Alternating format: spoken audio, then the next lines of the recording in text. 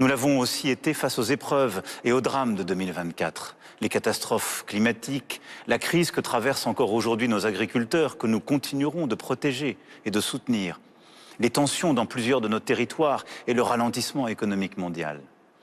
Ensemble, nous sommes aujourd'hui aux côtés des habitants de Mayotte, auxquels nous pensons avec émotion et fraternité. Et nous sommes et serons bien entendu aux côtés de l'ensemble de nos territoires d'outre-mer, depuis les Antilles jusqu'à la Nouvelle-Calédonie qui a tant souffert ces derniers mois. Nous sommes aussi confrontés à l'instabilité politique. Elle n'est pas propre à la France. Nous le voyons aussi chez nos amis allemands qui viennent de dissoudre leur assemblée. Mais cela nous inquiète légitimement.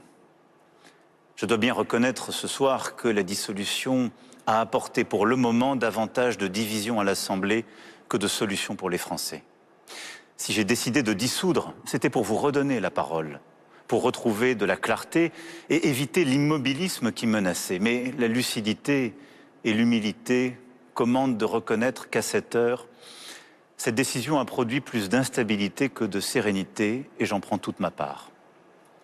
L'Assemblée actuelle représente néanmoins le pays dans sa diversité et donc aussi dans ses divisions. Elle est pleinement légitime et dans cette configuration inédite mais démocratique, elle doit savoir dégager des majorités, comme le font d'ailleurs les parlements des grandes démocraties. Et notre gouvernement doit pouvoir tenir un chemin de compromis pour agir. Je remercie ici Michel Barnier, qui après Elisabeth Borne et Gabriel Attal, s'est engagé avec sincérité. Et j'adresse tous mes vœux à François Bayrou et à son gouvernement.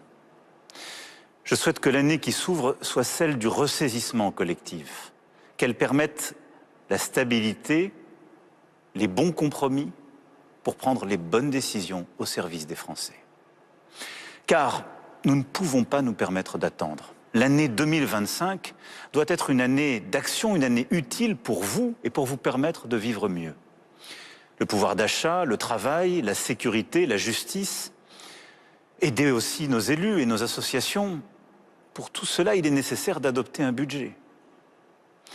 Nous pouvons rendre la vie meilleure en nous mettant d'accord sur quelques sujets simples. Faciliter la vie de tous ceux qui travaillent dur, améliorer la sécurité au quotidien, juger plus vite et permettre à chaque famille d'avoir accès à la meilleure instruction pour ses enfants, à la santé et aux services publics de base. À nous de le faire donc.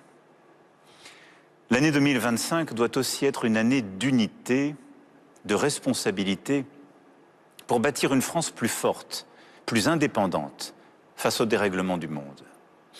Les guerres en Ukraine et au Proche-Orient ne sont pas des conflits lointains. Elles nous concernent directement et menacent notre sécurité, notre unité, notre économie. Les derniers événements en Syrie, la manipulation des élections en Moldavie, en Géorgie, en Roumanie, les attentats terroristes en Europe et dans notre voisinage montrent combien notre sécurité et le bon fonctionnement de nos démocraties ne sont jamais acquis. C'est pourquoi l'Europe ne peut plus déléguer à d'autres puissances sa sécurité et sa défense. En 2025, la France devra continuer d'investir pour son réarmement militaire, pour garantir notre souveraineté, la protection de nos intérêts et la sécurité de nos compatriotes. Et l'Europe devra quant à elle accélérer pour prendre en main sa défense, sa sécurité, ses frontières. C'est ce pourquoi je me bats depuis tant d'années et ce que nous avons commencé à bâtir avec nos partenaires européens et que nous poursuivrons. Nous devons lucidement voir que le monde avance plus vite et bouscule nombre de nos certitudes. Ce que nous tenions pour acquis ne l'est plus. Et il n'y aura pas de prospérité sans sécurité. Et la France, par sa puissance diplomatique et militaire, à cet égard, a toujours un rôle à jouer. Pour que nos enfants vivent mieux que nous, il faut aussi que s'inventent en France et en Europe les technologies et les entreprises qui façonneront le monde de demain, notre avenir, notre croissance. L'intelligence artificielle, les révolutions du quantique, de l'énergie, de la biologie, pour ne citer que quelques-uns de ces chantiers. Les Européens doivent en finir avec la naïveté. Dire non aux lois du commerce édictées par d'autres et que nous sommes les seuls à encore respecter. Dire non à tout ce qui nous fait dépendre des autres, sans contrepartie et sans préparer notre avenir. À l'inverse, il nous faut le réveil européen, réveil scientifique, intellectuel, technologique, industriel, réveil agricole, énergétique et écologique. Il faut pour cela aller plus vite, prendre nos décisions plus rapidement, plus fortement en européen, simplifier nos règles pour nos compatriotes comme nos entreprises et investir davantage. Cela suppose une France qui continue d'être attractive, qui travaille et innove plus, qui continue de créer des emplois et qui assure sa croissance en tenant ses finances. J'y veillerai.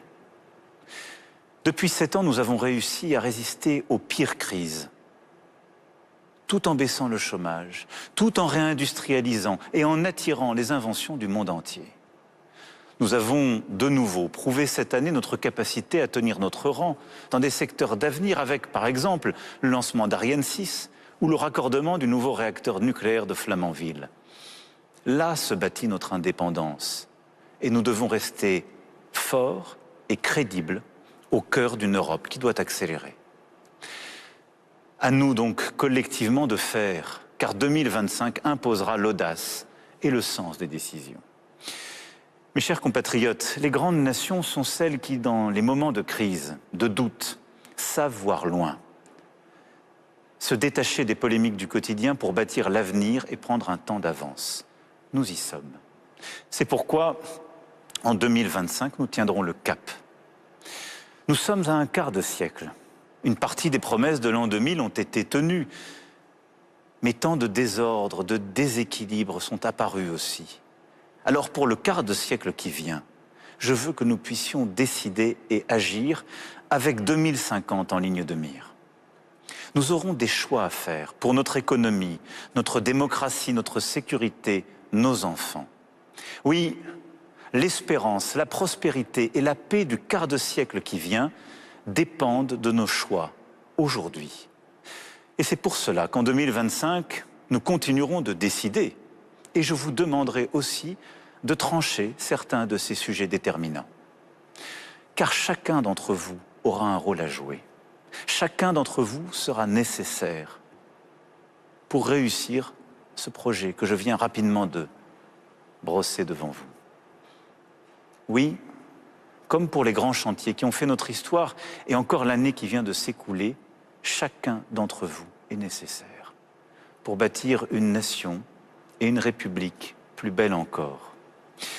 C'est pour cela que je nous souhaite pour 2025 d'être unis, déterminés et fraternels. Très belle, très heureuse année 2025 à vous et à vos proches. Vive la République, vive la France.